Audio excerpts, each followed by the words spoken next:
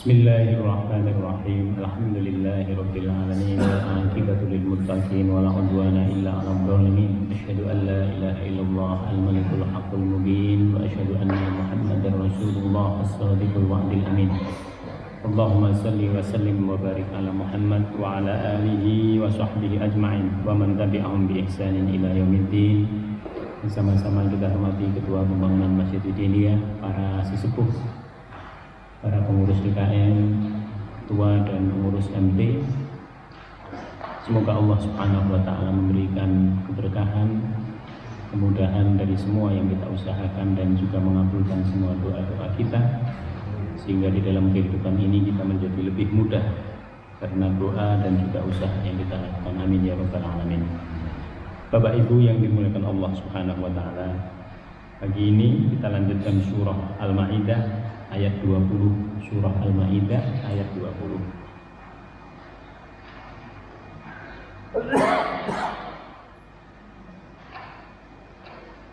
Mari kita baca bersama-sama beberapa ayat yang menjadi tema dari kajian kita pada kesempatan pagi hari ini.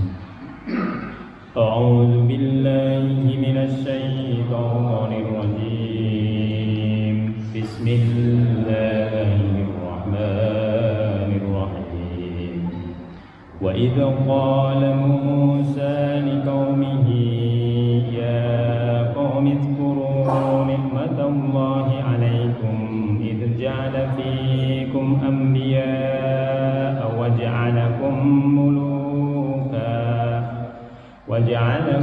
mulukan wa ataakum ma lam yu'ti ahadan minal 'alamin. Ya qaumi udkhulul ardal muqaddasata allati kataballahu lakum wa la tartaddu 'ala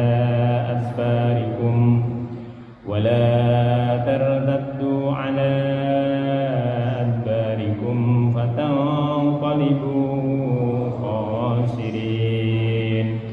Qalu ya Musa inna fiha qauman jabbarin wa inna lan nadkhulaha hatta yakhruju minha fa in yakhruju minha fa inna dakhilun.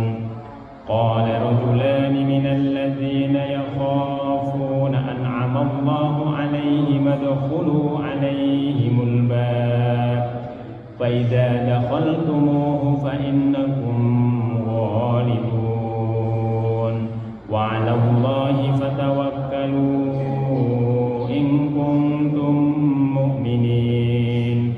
Qalu ya Musa inna lan nadkhulaha abadan ma damu fiha fadhhab anta wa rabbuka faqatila inna hahuna qa'idun. Qala rabbi inni la amliku illa nafsi wa akhi fafruq bainana wa bainal qaumil fasikin. Qala fa innaha muharramatun 'alaihim 40 sanah yatihuna fil ardi fala ta'sa 'alal qaumil fasikin.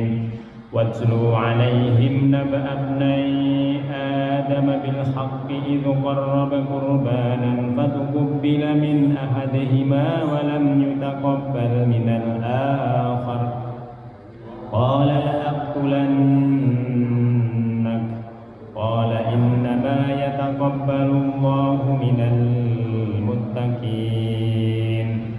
La in basat ilayya yadaka litaqtulani ma ana bibasiti yadiya ilayka liaqtulak inni akhafu Allaha rabbal alamin. Inni uridu an tabu'a bi ismi wa ismika fatakuna min ashabin nar wa dzalika jazaa'u فطوعت له نفسه قتل أخيه فقتله فأصبح من الخاسرين فبعث الله غرابا يبحث في الأرض ليريه كيف يواري سوءة أخيه قال يا ويلتى أعجزت أن أكون مثل هذا الغراب فأواري سوءة أخي فأصبح من النادمين صدق الله العظيم. Bismillahirrahmanirrahim. Wa idh qala Musa, dan ingatlah wahai Muhammad bersama umat Islam, idh qala, ketika berkata. Siapa yang berkata? Musa, Nabi Musa alaihissalam, liqaumihi, kepada kaumnya.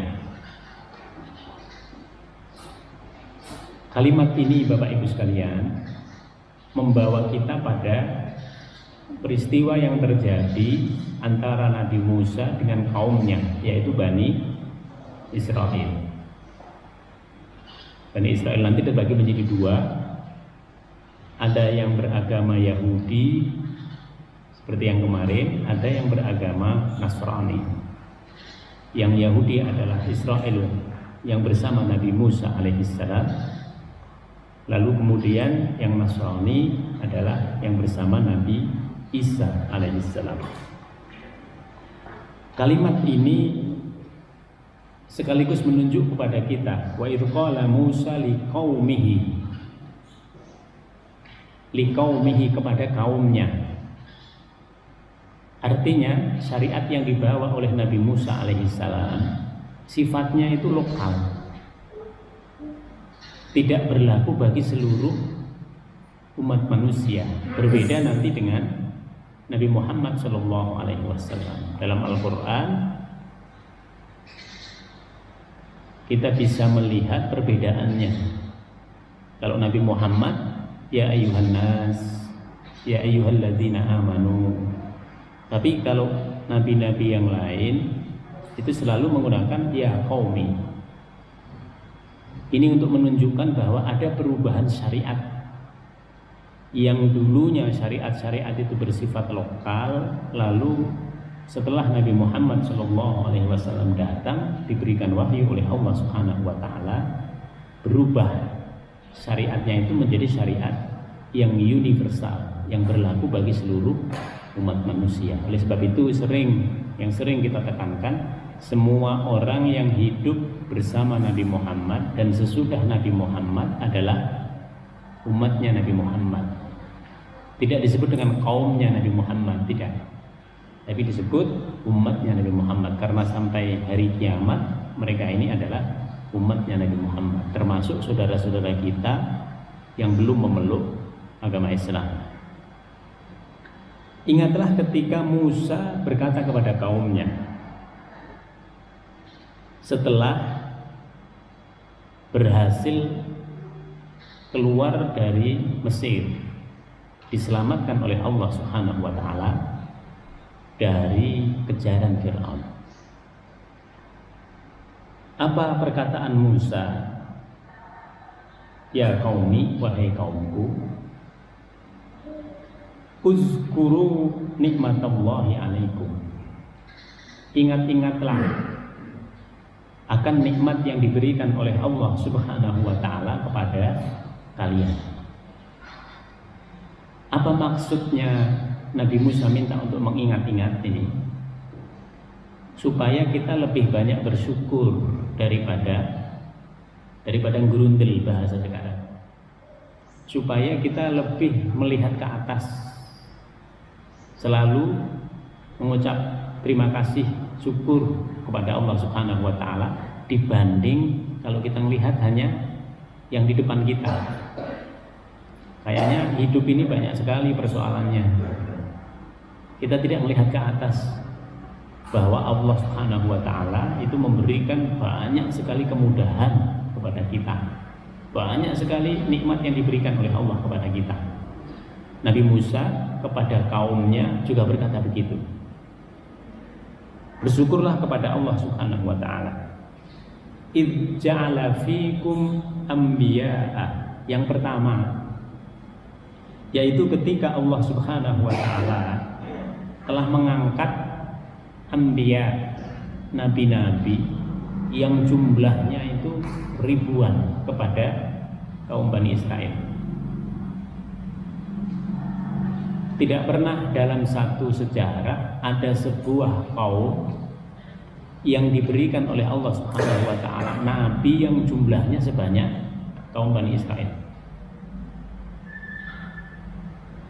Itu berarti bahwa kalau Allah menurunkan nabi-nabinya di tempat itu, maka tempat itu menjadi tempat yang mulia. Orang-orang yang di situ kalau mengikuti nabi berarti menjadi orang yang mulia, karena nabi adalah utusannya Allah Subhanahu wa taala.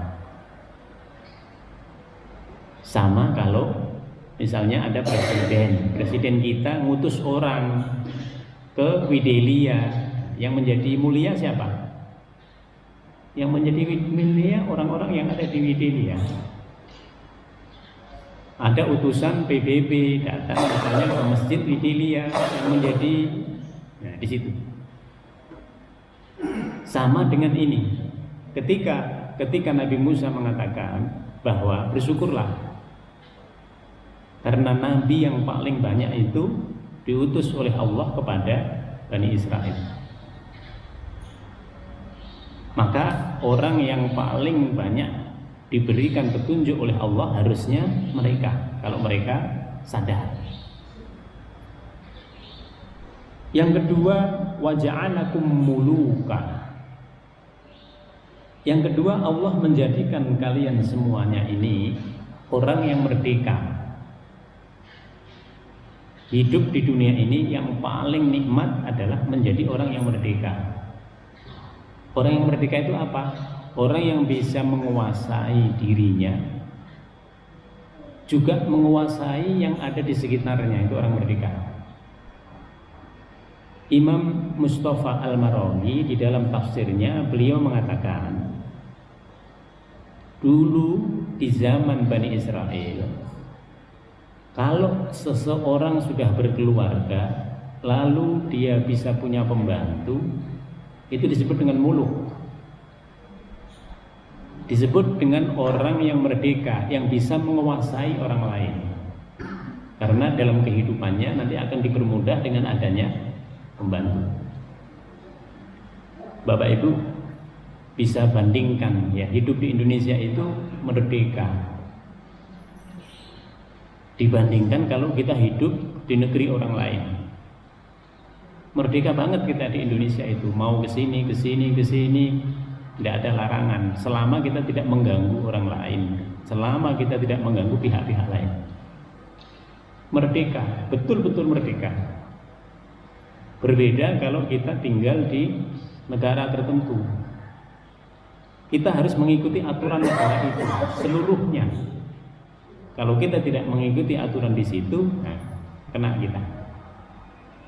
Di Indonesia ini luar biasa. Jika kita bandingkan dengan negara yang lain, kebebasan kita dalam berpendapat, melakukan segala sesuatu, dalam banyak hal termasuk dalam beribadah, itu jauh lebih tinggi dibandingkan negara yang lain. Mungkin negara yang lain lebih sejahtera dari sisi ekonomi, tapi dari sisi kemerdekaan pribadi, pendapat dan lain sebagainya jauh dibanding Indonesia. Nabi Musa mengatakan itu. Jadi kemerdekaan dalam hidup itu menjadi sangat penting. Karena dengan setiap orang menjadi merdeka, dia bisa mengekspresikan apa yang dia maui. Dia bisa menumbuhkan potensinya kalau dia merdeka. Tapi kalau orang itu di bawah penguasaan pihak lain, sulit. Mau ini terbatas, mau ini terhalangi, mau ini tidak bisa di situ. Maka setelah Nabi Musa alaihissalam menyampaikan kepada mereka betapa nikmatnya yang pertama itu kalau ada nabi. Itu paling nikmat. Hidup yang paling indah itu kalau hidup bersama Nabi. Apalagi menjadi pembelanya Nabi. Maka orang yang paling mulia adalah orang yang mengikuti Nabi. Sahabat itu tidak bisa bandingannya. Kebaikan Abu Bakar, kebaikan Umar, satu orang dibanding kebaikan kita bersama satu umat ini setelah masa sahabat, itu masih jauh lebih berjasa Abu Bakar dan Umar. Karena hidupnya memang untuk membela Nabi seluruhnya, hidupnya, hartanya, waktunya, semuanya untuk membela Nabi. Maka setelah Nabi, kenikmatan yang berikutnya adalah kemerdekaan. Kemudian yang ketiga, wa atakum ma lam yu'ti ahadan minal alamin. Dan yang ketiga, kata Nabi Musa, kalian wahai kaumku diberikan oleh Allah Subhanahu wa ta'ala segala sesuatu, banyak hal yang tidak pernah diberikan kepada kaum yang lain. Apa itu? Yang pertama, al-manna wassalwa. Manna wassalwa ini adalah hidangan yang berasal dari langit. Jadi hidangan langit itu pernah dihadirkan kepada mereka, sehingga mereka bisa mengambilnya. Itu dari langit, al-manna wassalwa. Kalau yang kita makan selama ini adalah hidangan yang ada di bumi. Nanti pengikutnya Nabi Isa alaihissalam minta ma'idatam minas sama. Ini surah Al-Ma'idah. Disebut surah Al-Ma'idah karena nanti ada pengikutnya Nabi Isa alaihissalam pengen minta hidangan dari langit untuk meyakinkan kepada mereka bahwa surga itu ada, bahwa di sana itu ada kenikmatan-kenikmatan termasuk makanan. Nah, umat Islam tidak perlu seperti itu. Ya. Umat Islam tidak perlu seperti itu. Untuk percaya kepada Nabi tidak perlu. Ini hebatnya umat Islam. Tapi kalau kaum Bani Israel pengen lihat yang di mata mereka, bahwa yang dikatakan oleh nabinya itu benar. Nanti hal yang sama terjadi kepada orang-orang musyrik. Muhammad, kami percaya kepadamu kalau engkau bisa rubah Bukit Sofa dan Bukit Marwah itu menjadi gundukan emas. Bisa nggak Nabi ngerubah? Sebenarnya gampang banget kalau Nabi minta kepada Allah, gampang banget. Tapi Nabi mengatakan, apakah nanti setelah itu saya rubah menjadi emas, kalian lalu beriman? Tidak juga, karena keimanan itu bukan sekedar di situ. Keimanan itu adalah keyakinan yang munculnya tulus dari hati setiap orang. Dan keimanan itu bukan semata-mata orangnya, tapi ada kaitannya dengan Allah Subhanahu wa ta'ala. Nah, inilah tiga hal yang disebut oleh Nabi Musa alaihissalam kepada kaum Bani Israel. Tujuannya apa, Bapak Ibu? Tujuannya supaya mereka lebih taat kepada Allah, lebih taat kepada Rasul, supaya lebih banyak amalan-amalan yang bisa kita lakukan. Maka Al-Quran sering menggunakan uslub ataupun gaya bahasa seperti ini kepada kita. Contoh, ini yang paling mudah. Dalam surah yang terpendek dalam Al-Quran, Allah Subhanahu wa ta'ala berfirman, Inna a'toinakal kautsar. Sesungguhnya kami telah memberikan kepadamu Muhammad dan juga umat Muhammad nikmat yang Al-Kautsar, nikmat yang sangat banyak. Al-Kautsar itu dari kata Al-Katsir. Kalau kita hitung nikmatnya Allah yang diberikan kepada kita, tidak ada yang bisa ngitungnya. Hitung nikmatnya. Karena kenikmatan itu ada yang zahir, ada yang batin. Ada yang kita rasakan saja, ada yang bisa kita nikmati secara fisik. Maka dalam Al-Quran dikatakan wa in ta'uddu nikmatallahi la tuhsuha. Seandainya engkau hitung kenikmatan Allah, niscaya engkau nggak bisa menghitungnya.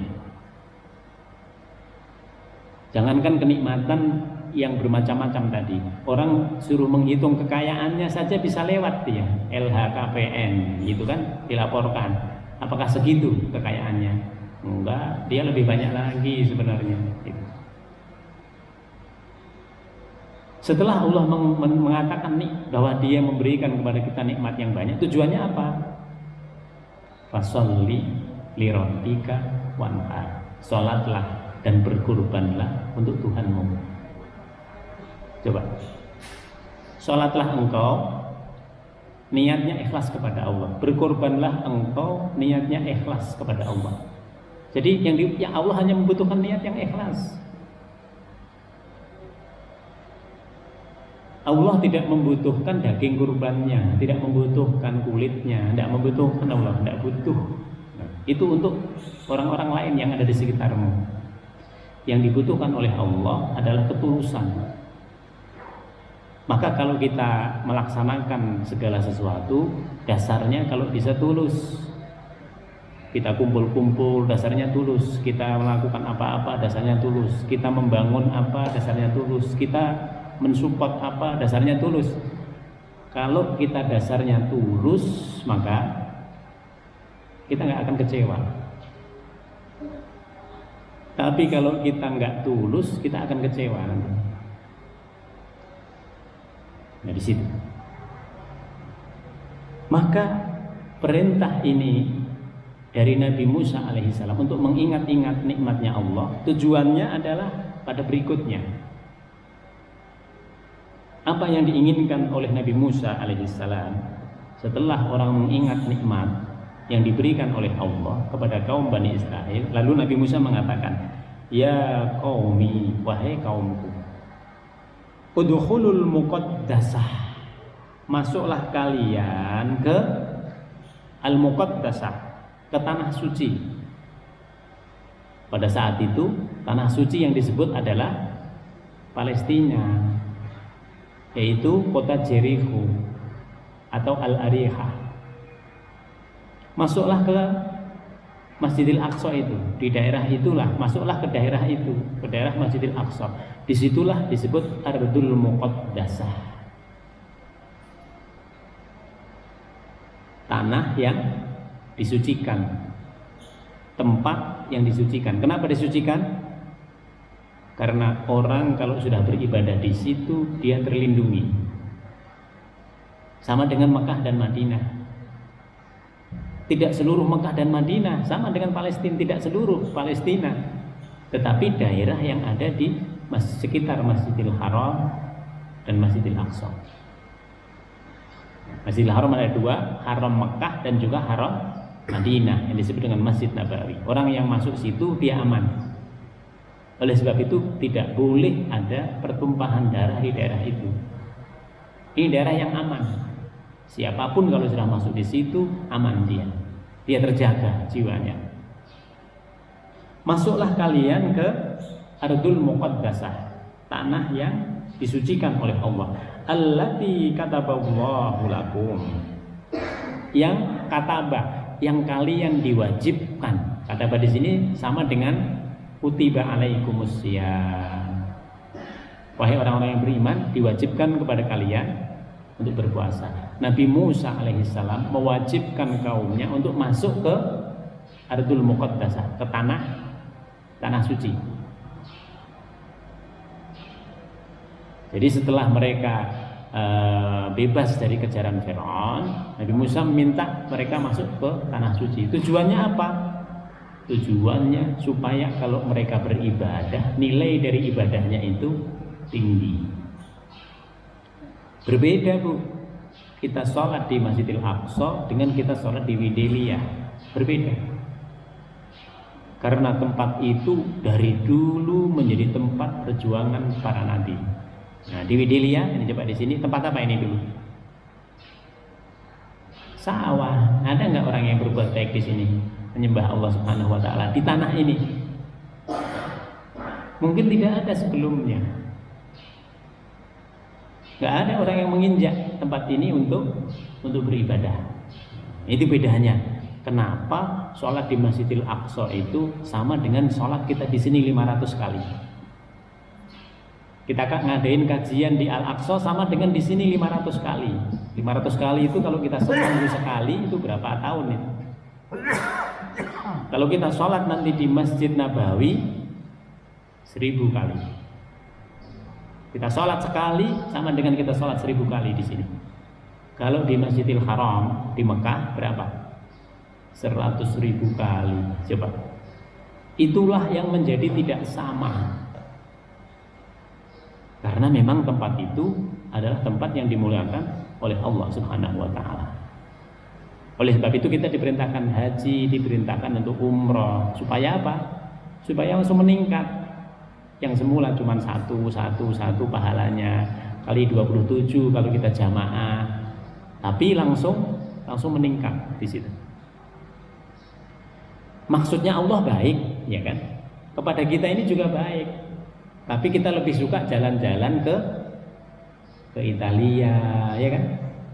Ke Jerman, ke Jepang daripada jalan-jalan ke Saudi. Itu coba lihat orang yang biasa jalan-jalan.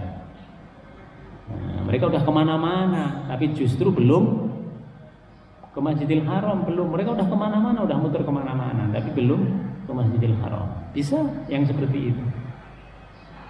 Maka di sini Nabi Musa alaihissalam meminta kepada kaumnya itu untuk masuk Ardul Muqaddasah. Karena beribadah di situ berbeda dengan beribadah di tempat yang lain, apalagi di Mesir dulu ketika mereka diperbudak oleh Firaun. Wala tartaddu ala adbarikum. Jangan kalian berbalik ke belakang. Apa ini artinya? Kalau sudah berada di Ardul Muqaddasah di Palestina itu, di kota Jericho atau Al-Arihah tadi, jangan berpikir lagi pengen ke Mesir gitu. Kan ada orang kita udah begini, pengen kembali ke masa-masa yang lalu. Dulu dikenang masa yang lalu itu. Sama dengan orang yang diriin masjid, sudah ada masjidnya, sudah bagus, sudah berdiri, dia nggak mau lagi ke masjid. Oh dulu sebelum masjidnya ada, semangat, itu ya kan? Semangat, ayo bangun, ayo itu, kayak gitu. Begitu udah masjidnya ada, kagak ada dia nanti kecuali nanti waktu sholat Idul Adha datang lagi. Oh bapak ini datang lagi, gitu. Jadi datangnya Idul Fitri sama Idul Adha saja, coba. Padahal kalau kita bandingkan ini sama ini ya, seperti kita membandingkan Al-Aqsa tadi. Kita bandingkan kita sholat di rumah itu jauh lebih mulia kalau kita sholatnya di masjid. Apalagi gereja berjamaah. Kalau kita sholat di rumah, Allahu Akbar, udah mikirin macam-macam pikirannya itu. Tapi kalau kita di masjid, udah kita nggak kepikir di kemana-mana. Karena konsentrasi di masjid itu berbeda dengan konsentrasi di rumah. Rumah itu seberapapun hebatnya, itu tetap kita mikirin yang di belakang dapur gimana, yang di kamar gimana, yang itu gimana, banyak banget yang dipikirin. Tapi kalau kita sudah keluar dari rumah menuju ke masjid, udah nggak kepikiran itu. Itu bedanya kenapa nanti di masjid itu jauh lebih khusyuk sholat kita. Oleh sebab itu pahalanya juga menjadi berbeda. Maka di sini Nabi Musa mengatakan fala tartaddu, jangan berbalik ke belakang. Boleh kita ngomongin ya masa lalu begini, tapi kita pengen kembali ke situ lagi katanya. Wah, udah bukan zamannya. Boleh kita muter lagu-lagu lama, tapi kalau kita pengen hidup seperti tahun yang dulu-dulu, nggak mungkin lagi. Sudah berubah keadaannya. Fala tartaddu ala adbarikum. Kenapa Nabi Musa mengatakan tidak boleh kita berbalik ke belakang? Fatangqalibu khasirin. Kalian akan merugi. Kalian akan merugi karena kalian tidak akan mendapatkan kebaikan-kebaikan seperti yang terdapat di Ardul Muqaddasah, di tanah yang disucikan oleh Allah Subhanahu wa taala. Maka di dunia ini Allah punya ketentuan. Ada tempat yang dimuliakan melebihi tempat yang lain. Ada waktu yang dimuliakan. Ini sebentar lagi kita akan masuk kepada hari yang dimuliakan oleh Allah, melampaui hari-hari yang lain di luar Ramadan, yaitu tanggal 9 Dzulhijjah, hari di mana kita disunnahkan untuk berpuasa Arafah. Pahalanya menghapus dosa yang telah lalu dan yang akan datang 1 tahun. Kemudian kita memasuki hari yang nggak ada bandingannya lagi. Beribadah di dalamnya nggak ada bandingannya, kecuali kalau kita berjihad di jalan Allah dengan menggunakan seluruh harta dan juga jiwa kita, lalu nggak balik lagi, lalu syahid kita. Yang mengalahkan itu hanya syahid. Apa itu? Sembelih kurban. Nggak berulang ini. Itu hanya terjadi pada tanggal 10, 11, 12, 13.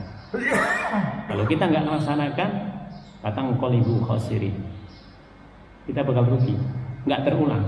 Tahun depan kalau umurnya ada. Kalau umurnya tidak ada, tidak dapat lagi kita. Kalau kita sudah meninggal, anak kita yang melaksanakan, tidak sama pahala yang engkau lakukan dengan pahala yang diniatkan oleh anak kita. Tidak sama. Jadi kesempatan itu tidak berulang. Sama ketika Nabi Musa mengatakan kepada kaumnya. Maka dalam kurban kalau kita sudah meniatkan, niat terus, pokoknya saya setiap tahun akan berusaha, udah niatkan. Dan sebenarnya itu bisa kita naikin. Ya Allah, tahun ini sudah berapa tahun kita 1, lalu kita naikin. Ya Allah, saya ingin 2. Kalau udah 2 jangan turun lagi, kecuali betul-betul mepet, tidak ada lagi untuk urusan dapurnya. Kalau sudah 2. Nanti lihat Bapak Ibu, buktikan. Nanti Allah akan menambahkan, kalau bisa 3. Walaupun kita di situ cuma 1 rumah, 3. Kalau bisa 4. Kalau bisa 5. Kalau bisa nanti 1 ukuran. Kalau bisa sapi. 1 untuk 7 orang. Kalau kita itu niatnya kepada Allah, ini ibadah, bisa terus meningkat, akan begitu.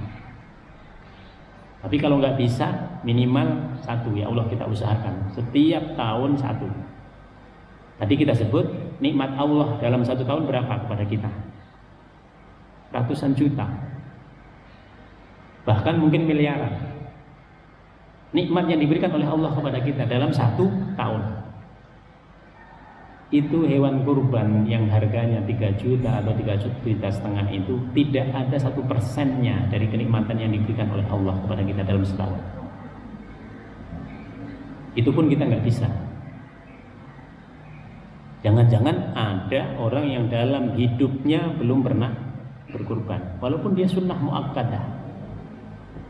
Nah, di sini betul-betul memang kita harus memahami fikih prioritas.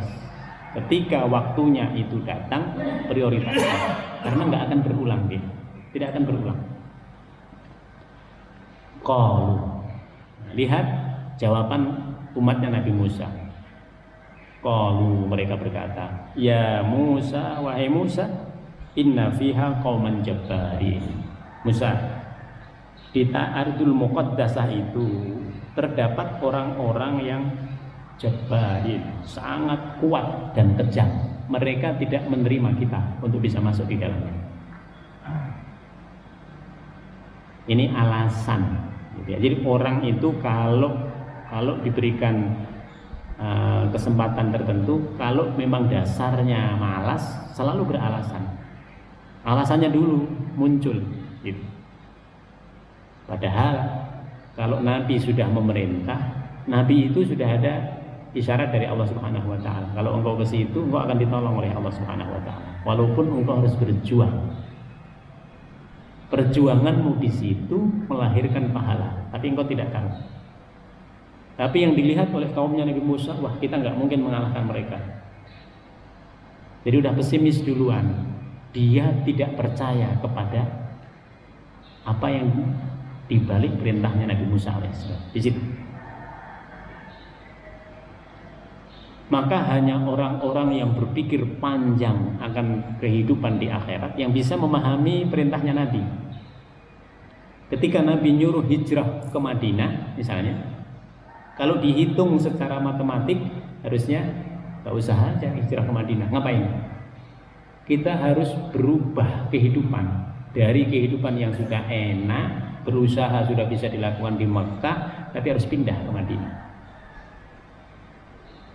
memulai kehidupan baru dengan segala sesuatu yang belum pasti. Coba.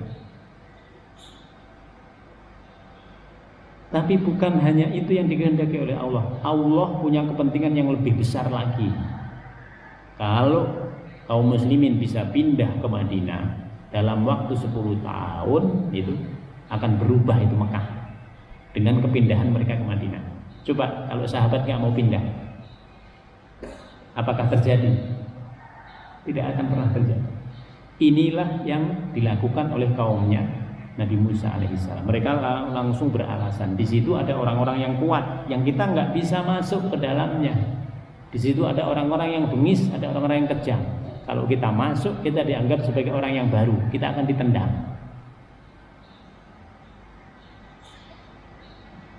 Fa iyakhruju minha fa inna dakhilun. Kalau mereka sudah keluar dari situ, baru kami akan masuk. Ini kaumnya Nabi Musa. Apa artinya? Musa, kamu yang berjuang dulu. Kamu yang habis-habisan menghadapi mereka. Nanti kalau mereka sudah keluar, panggil kami. Coba. Kaum yang nggak mau berjuang, padahal dalam perjuangan itu Bapak Ibu sekalian, itu ada pahala yang berbeda dengan tidak berjuang. La yastawil qa'idin. Allah mengatakan la yastawil mujahiduna wal qa'iduna fi sabilillah. Tidak sama orang yang mau berjuang di jalan Allah dengan orang yang cuma duduk-duduk, tidak sama. Tidak sama orang yang mau beraktivitas untuk kebaikan dengan orang yang aktivitas tapi tidak untuk kebaikan, tidak sama. Tidak sama antara orang yang aktif dengan orang yang pasif, tidak sama.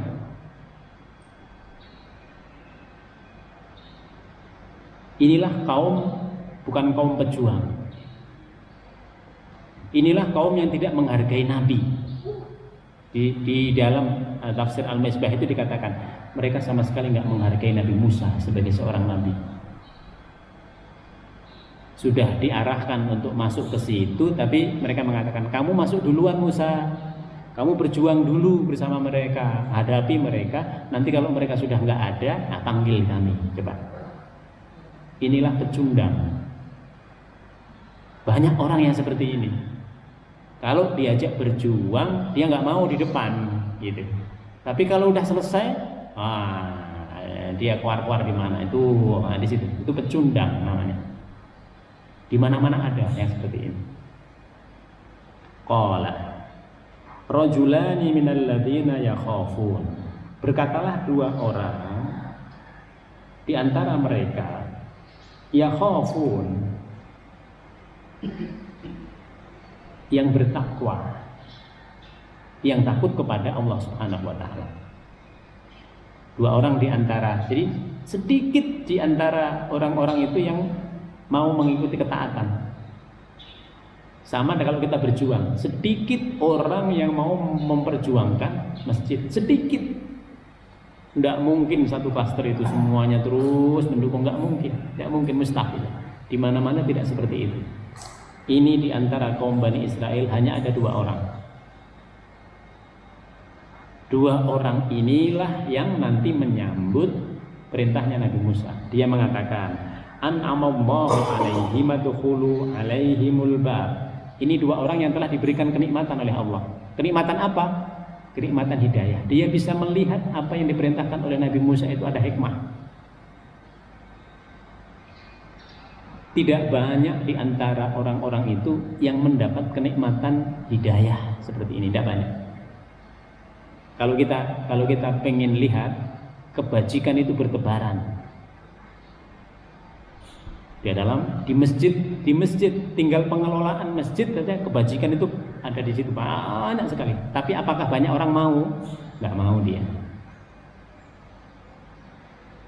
Kalau kita ajak urusan masjid nggak akan mau. Tapi kalau ajak urusan rame-rame makan-makan di mana, ya coba berapa yang datang? Rame dia. Sama dengan ibu-ibunya, kalau diajak ke masjidnya sulit. Tapi coba bikinkan seragam. Nah, kira-kira berapa yang datang, yang mau? Puluhan Bu di situ. Di sini.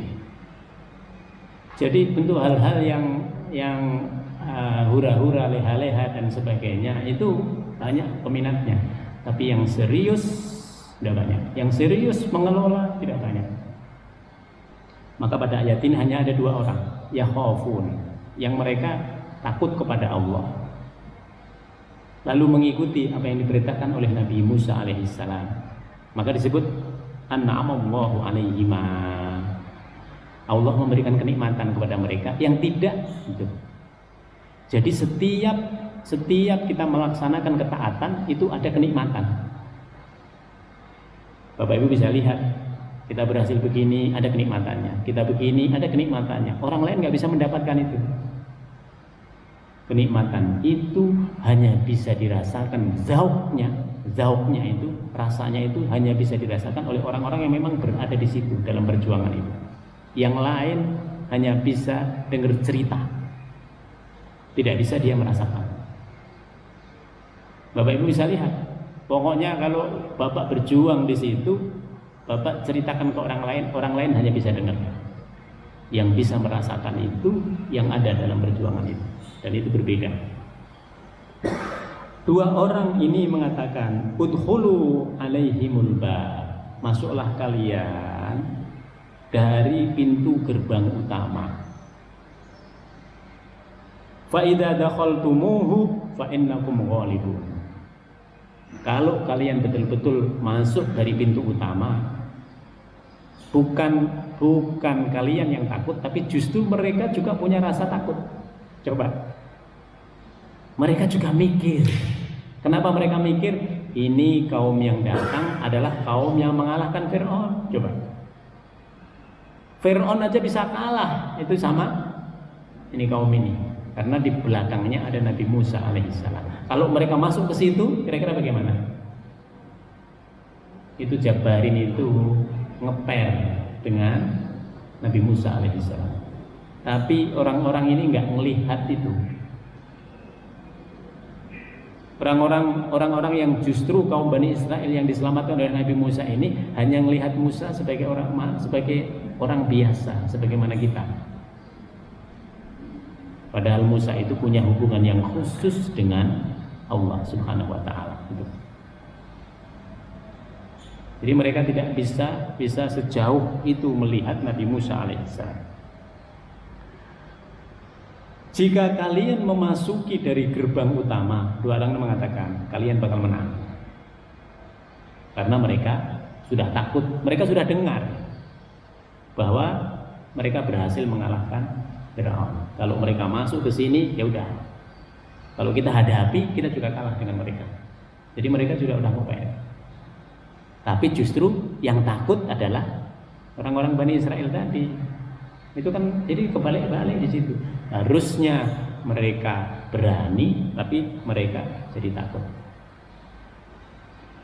Fatawakkalu in kuntum mu'minin. Orang ini mengatakan, kalau kalian sudah masuk di situ, berjuanglah habis-habisan, lalu bertawakallah kepada Allah. Jadi kunci dalam semua yang kita perjuangkan, setelah kita habis-habisan, bertawakallah kepada Allah, serahkan kepada Allah. Hasilnya bagaimana? Serahkan kepada Allah. Ikhlaskan semua kepada Allah. Kalaupun kita kalah, nggak apa-apa. Kekalahan kita itu berpahala. Tapi tidak mungkin kalah. Karena di balik itu ada seorang nabi. Tidak mungkin Allah tidak menolong nabinya. Nah, di sini kuncinya. Ada nabi masih takut. Bagaimana kalau nggak ada nabi? Qalu ya Musa. Mereka berkata lagi kepada Nabi Musa, Inna lan nadkhulaha abadan Mereka mengatakan, Musa, sekali-kali kami tidak akan memasuki Ardul Muqaddasah. Ini kan kepala batu. Udah dinasihati oleh dua orang tadi, tapi mereka masih mengatakan, Musa, sekali-kali kami tidak akan pernah memasuki Ardul Muqaddasah itu selama-lamanya. Madamu fiha, selama kaum Jabbarin ini masih ada di situ, masih bercokol di situ. Jadi mereka pengen apa? Pengen terima bersih. Yang sapu-sapu Nabi Musa, mereka datang tinggal tidur-tiduran di situ. Coba. Ini kaum yang betul-betul nggak tahu diri. Fadhhab anta wa rabbuka faqatila inna hahuna qa'idun. Coba. Pergilah engkau ke sana Musa, wa rabbuka, bersama Tuhanmu. Ini nyuruh Nabi Musa. Ini betul-betul lebih kurang ajar ini kaum Bani Israel. Nabinya disuruh, pergilah engkau Musa bersama Tuhanmu ke sana, faqatilah, engkau berjuang hadapi itu para Jabari. Inna hauna qa'idun. Kami pengen santai-santai di sini. Coba. Pengen santuy dia. Coba. Ya Allah, ini banyak dalam kehidupan kita yang begitu. Qala. Lalu Nabi Musa berkata kepada Allahnya, Rabbi, wahai Tuhanku. Kalau Nabi itu sudah menyampaikan kepada Tuhannya, berarti apa? Oh, udahlah, nggak bisa dihadapi ternyata, nggak bisa diajak berjuang, nggak bisa diandalkan. Nabi Musa lalu mengadu kepada Tuhannya, Rabbi, wahai Tuhanku, inni la amliku illa nafsi. Kata Nabi Musa, ya Tuhanku, saya tidak punya kuasa illa nafsi wa akhi, kecuali kepada diriku dan kepada saudaraku. Siapa? Nabi Harun. Jadi kita ini nggak punya kuasa untuk maksa. Ayo Bapak Ibu ke masjid, kalau nggak ke masjid saya bakar rumahnya. Nggak mungkin lah, masuk penjara kita di situ. Nggak bisa kita maksa. Yang bisa kita paksa itu siapa? Orang yang berada di bawah kekuasaan kita. Kalau kita kepala keluarga, yang kita bisa paksa itu adalah keluarga. Kalau kita punya saudara, yang kita ajak itu saudara. Kepada saudara pun belum tentu kita bisa maksa. Nabi Musa hanya bisa memaksa pada dirinya sendiri dan juga kepada saudaranya. Kenapa saudaranya Nabi Musa bisa maksa? Karena saudaranya ini juga Nabi. Dia tahu perintahnya Allah. Tidak mungkin dia akan menyalahi akan perintahnya Allah karena dia Nabi. Nggak mungkin Harun ini menyalahi, nggak mungkin. Maka Nabi Musa mengatakan, la amliku illa nafsi, ya Allah, saya tidak punya kuasa kecuali hanya kepada diriku sendiri. Saya bisa maksa itu pada diriku sendiri, wa akhi, dan juga saudaraku. Fafruq, ini yang bahaya. Fafruq bainana wa bainal qaumil fasikin. Oleh sebab itu ya Allah, pisahkan kami. Coba, ini yang bahaya. Pisahkan kami bainana, antara kami, wa bainal qaumil fasikin, dengan kaum yang fasik. Karena sudah tidak bisa diajak berjuang bersama. Dia mau menikmati perjuangan, tapi dia nggak mau berjuang. Ini yang bahaya. Kalau mereka sudah dipisah dengan Nabi Musa alaihissalam, nah ini, mereka itu sudah fasik, sudah tidak mengikuti perintahnya Allah. Kalau dibiarkan, mereka tambah zolim, terus tambah zalim. Lalu ujung-ujungnya apa? Memusuhi juga nanti Nabi Musa alaihissalam, dan itu bahaya buat mereka. Maka Nabi Musa sudah menyerahkan kepada Allah, ya Allah, udahlah. Bahayanya itu engkau mau apa-apain terserahlah.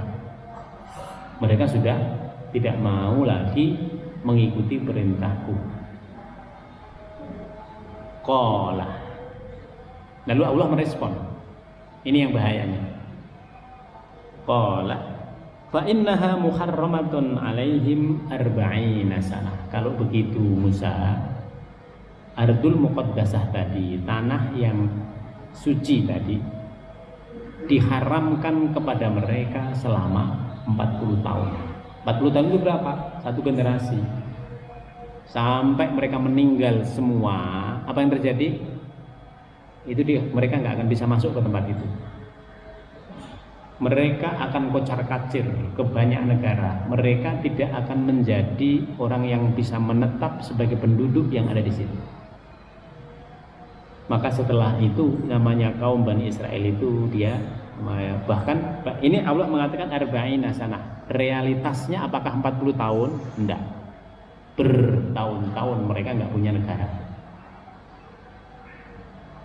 Mereka ke Madinah, dari Madinah nanti terusir ke negara-negara Arab. Di negara-negara Arab juga mereka repot hidupnya. Sebagian pergi ke Jerman, sebagian pergi ke Amerika. Nah di situ bukan hanya 40 tahun realitasnya, tapi lebih dari 40 tahun orang Yahudi ini nggak punya negara. Ini nyata banget ini ayat ini. Maka sebenarnya dari ayat ini kita bisa mengambil pelajaran. Yang menyebabkan kita sulit itu sebenarnya kita sendiri,